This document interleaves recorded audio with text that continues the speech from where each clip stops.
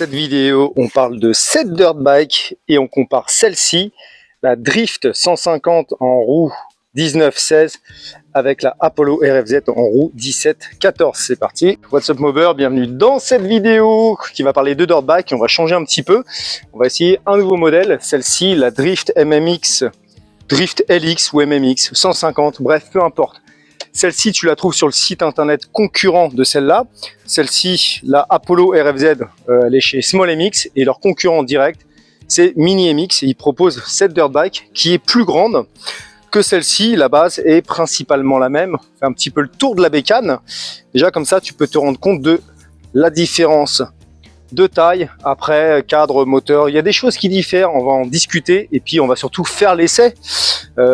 Qu'est-ce qui est mieux? Après, c'est une question de ressenti.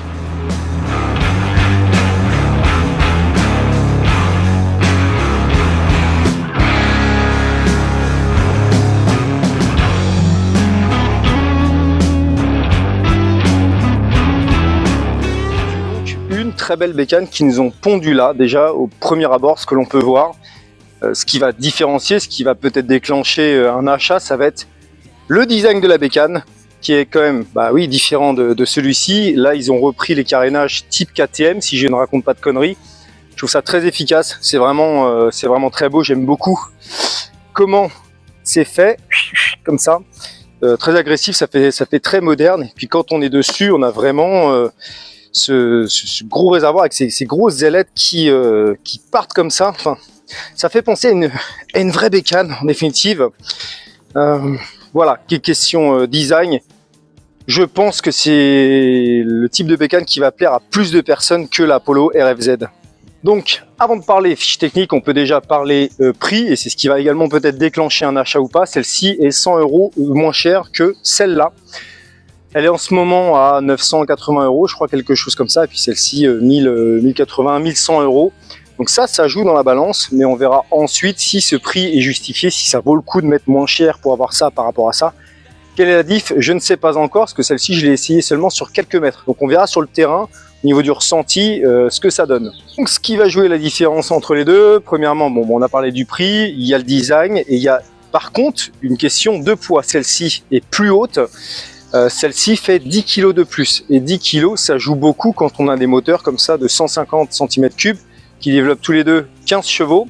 Ça joue beaucoup. Donc on verra tout à l'heure si vraiment on le ressent, si vraiment elle a le même couple, la même patate, etc. Mais c'est quelque chose à prendre en compte.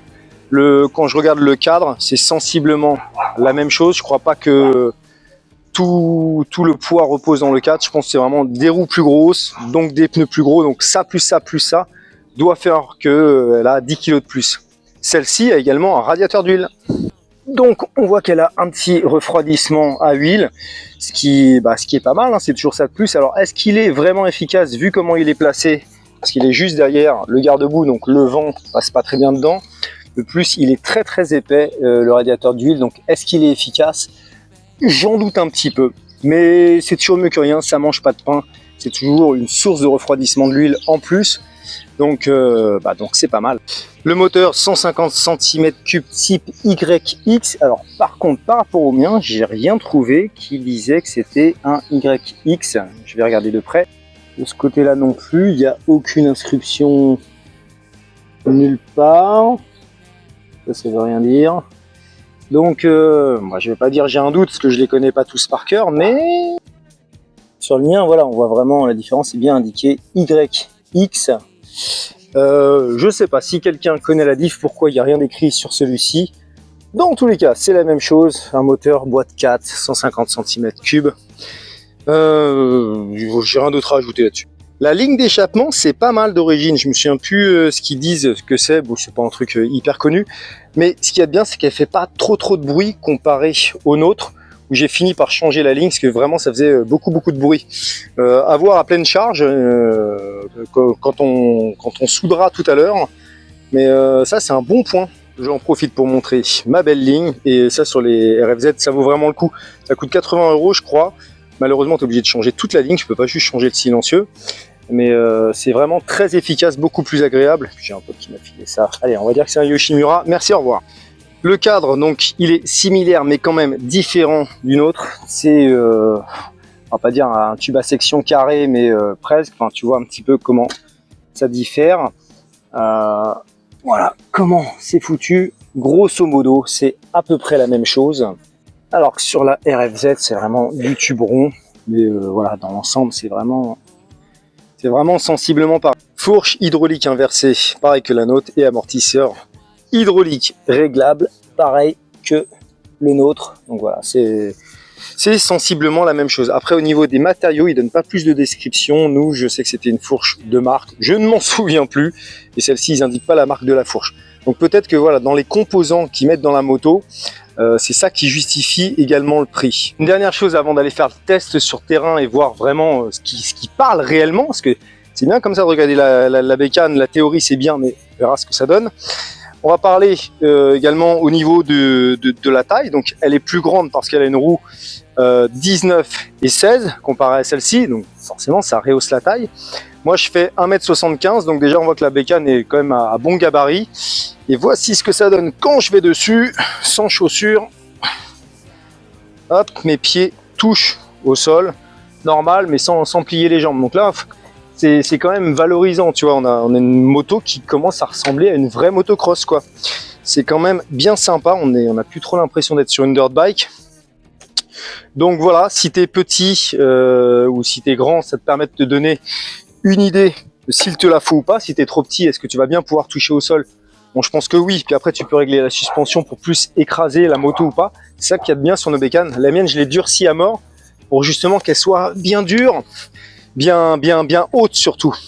Et quand je compare avec la mienne, celle-ci un peu plus petite, oui bah voilà, on est forcément il n'y a pas photo, on est un peu plus petit. Tu regardes mes jambes, là elles sont pas tendues, elles sont légèrement fléchies quoi. On est sur une plus petite moto. Allez. Ça, c'est parlé pour la présentation. Il y a Seb qui va arriver, récupérer du coup sa bécane.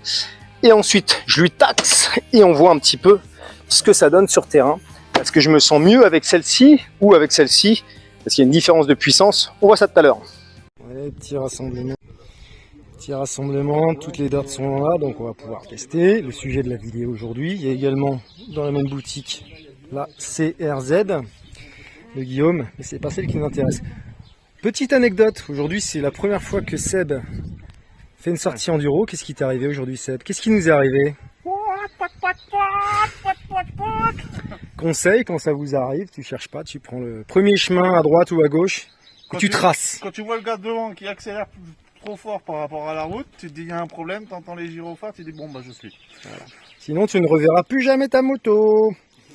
Ça arrive rarement, mais quand ça arrive, tu es obligé de faire comme ça.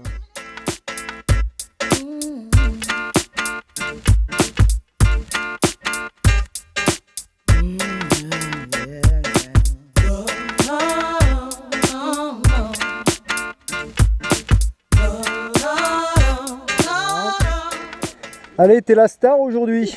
On va voir ce que ça donne. On va tester plus tard. Clac. La démarration de la pétroire.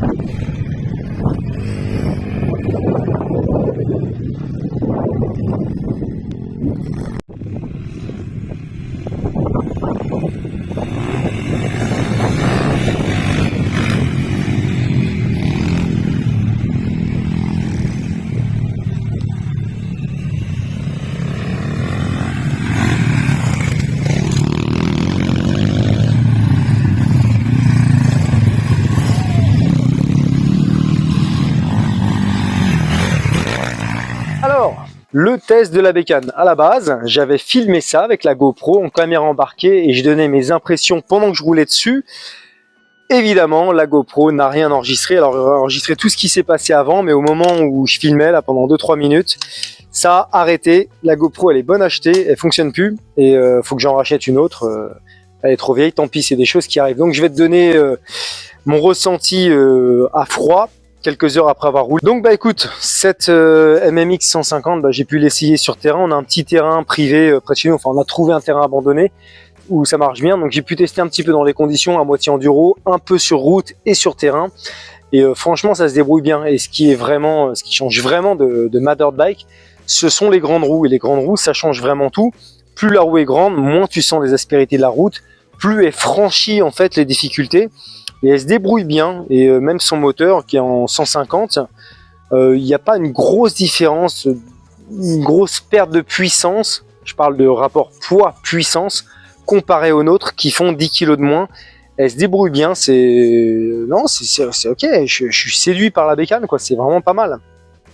Donc cette petite MMX, elle a la bonne gueule, elle a le gabarit qui est assez flatteur, un petit peu plus haute.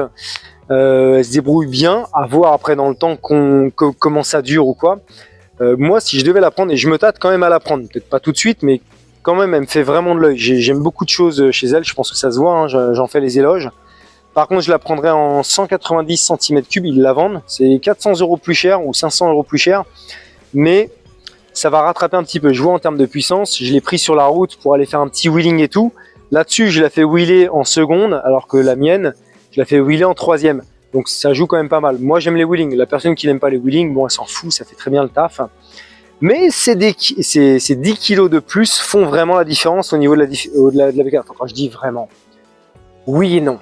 Mais moi, je la prendrais directement 190 cm3 de manière à exploiter pleinement la bécane. C'est comme ça que je le verrais.